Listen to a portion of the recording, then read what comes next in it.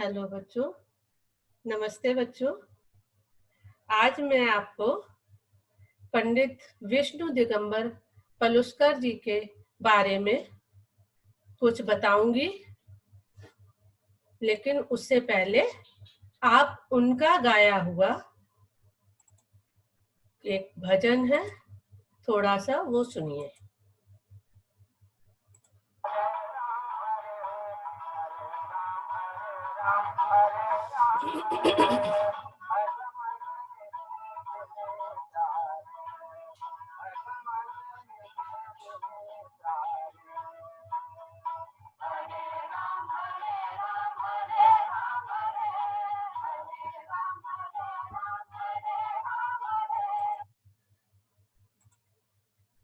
बच्चों, ये विष्णु दिगंबर पलुस्कर जी का वीडियो आपने देखा।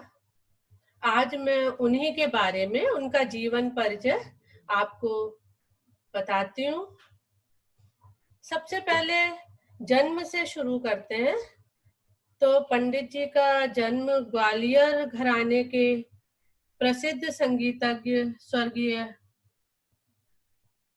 पंडित विष्णु दिगंबर पलुस्कर जी का जन्म 18 अगस्त सन 1872 को श्रावण पूर्णिमा को गोवा के समीप कुरुंदवाड़ रियासत के बेलगांव नामक स्थान पर हुआ था।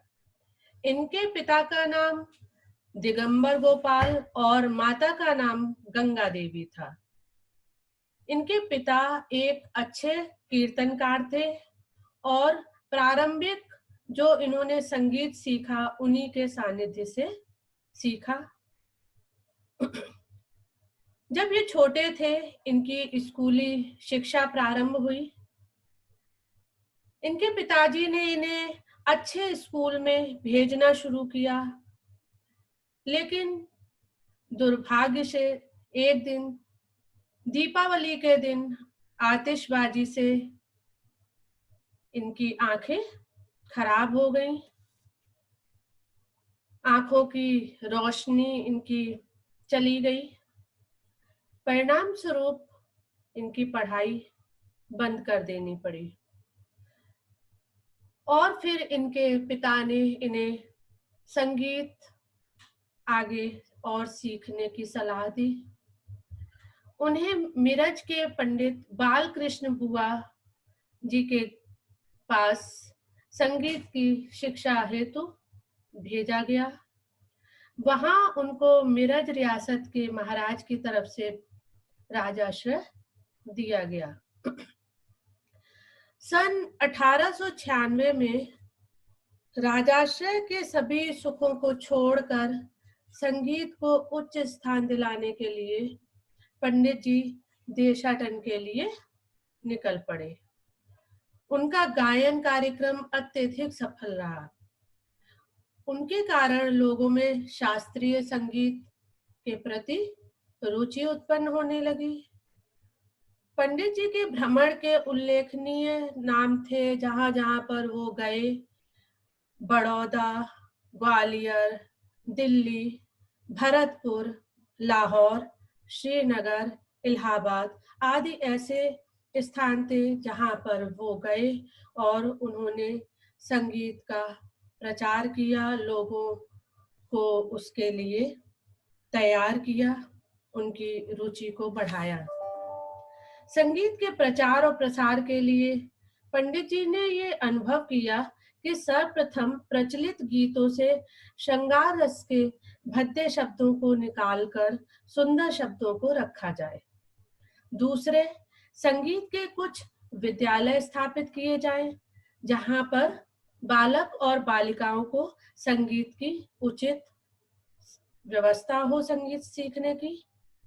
अतः उन्होंने बहुत से गीतों के शब्दों को परिवर्तित किया और 5 मई सन 1901 में लाहौर में सर्वप्रथम संगीत विद्यालय गांधर्व विद्यालय की स्थापना की। सन 1908 में पंडित जी ने मुंबई में गांधर्व महाविद्यालय की एक शाखा खोली। लगभग 15 वर्षों तक विद्यालय का कार्य सुचारू रूप से चलता रहा, लेकिन आर्थिक कर्ज के कारण उनको वह विद्यालय बंद करना पड़ा।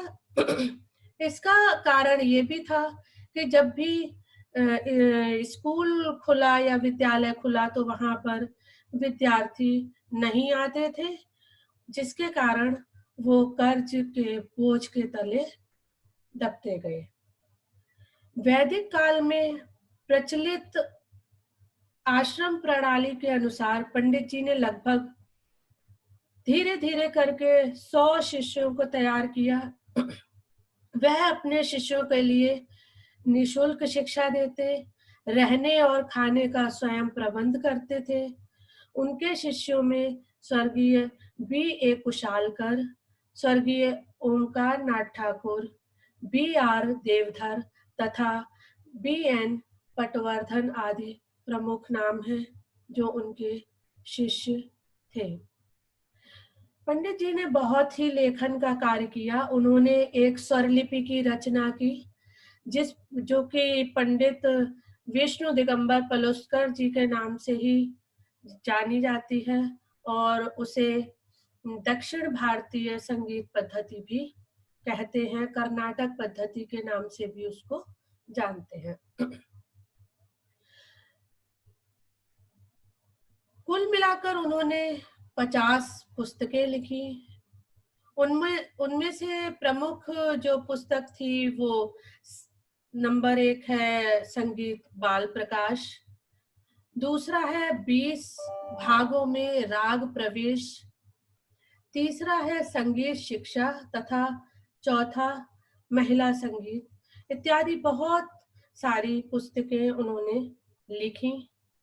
वे संगीत के प्रचार के लिए संगीतामृत प्रवाह नामक मासिक पत्रिका का संपादन भी करते थे।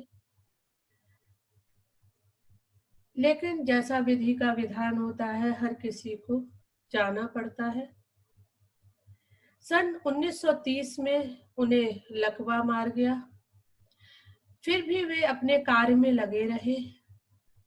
अंत में 21 अगस्त सन 1931 को उन्होंने अपने प्राण त्याग दिए।